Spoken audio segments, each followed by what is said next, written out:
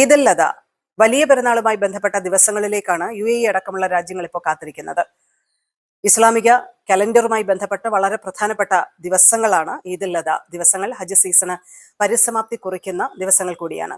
നീണ്ട അവധി ദിനങ്ങൾ ഇനി UAEയിൽ ലഭിക്കുന്നത്, ഗൾഫ് രാജ്യങ്ങളിൽ ലഭിക്കുന്നത് ഈദുൽ അദായുമായി ബന്ധപ്പെട്ട പെരുന്നാൾ അവധി ദിനങ്ങളാണ്.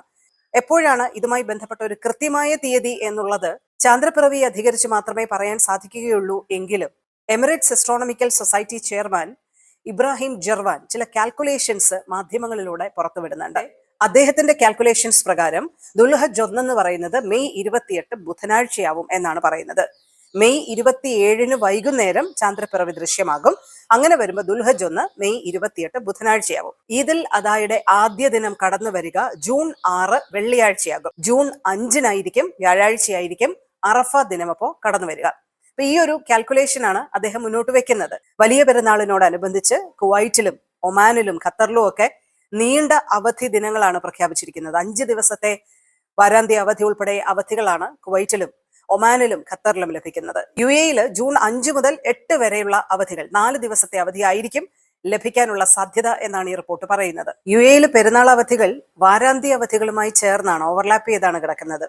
അപ്പോൾ പലർക്കും ഉണ്ടാകുന്ന ഒരു സംശയം, വാരാന്ത്യ അവധി ദിനങ്ങളിൽ പൊതു അവധി ദിനങ്ങൾ വരുമ്പോൾ അഡീഷണലായി നമുക്കൊരു ഡേ ഓഫ് കിട്ടുമോ, അത് വീക്ക് ഡേ ദിവസവുമായി ബന്ധപ്പെട്ടത് കോമ്പൻസേറ്റ് ചെയ്ത് കിട്ടുമോ എന്നൊക്കെയുള്ള ഒരു സംശയങ്ങൾ പലർക്കും ഉണ്ടാവാം. എന്നാൽ ഓർത്തിരിക്കേണ്ട ഒരു പ്രധാനപ്പെട്ട കാര്യം, UAEയിൽ അങ്ങനെ അവധി ദിനങ്ങളിൽ പൊതു അവധി ദിനങ്ങൾ വന്നാൽ അത് വീക്ക് ഡേയ്സിൽ കോമ്പൻസേറ്റ് ചെയ്യാനുള്ള വ്യവസ്ഥകളില്ല എന്നുള്ളതാണ്. അതേസമയം ഈ അവധി ദിവസങ്ങളിൽ വർക്ക് ചെയ്യേണ്ടി വരുന്ന ചില ആളുകളുണ്ടല്ലോ, അവർക്ക് മറ്റൊരു ദിവസം ഡേ ഓഫ് നൽകണം എന്നുള്ളൊരു വ്യവസ്ഥയുണ്ട്.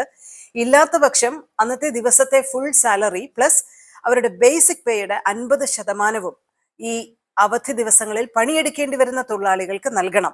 അങ്ങനെ കോമ്പൻസേറ്റ് ചെയ്യണമെന്നാണ് UAE നിയമം പറയുന്നത്. എന്തായാലും നിലവിലെ കാൽക്കുലേഷൻസ് അനുസരിച്ച് ജൂൺ 5 അറഫ ദിനം കടന്നു വന്നേക്കാം. ജൂൺ 6 പെരുന്നാളിന്റെ ആദ്യ ദിനമായിരിക്കും. ജൂൺ 5 മുതൽ 8 വരെ ആയിരിക്കും UAEയിൽ അവധിക്ക് സാധ്യത.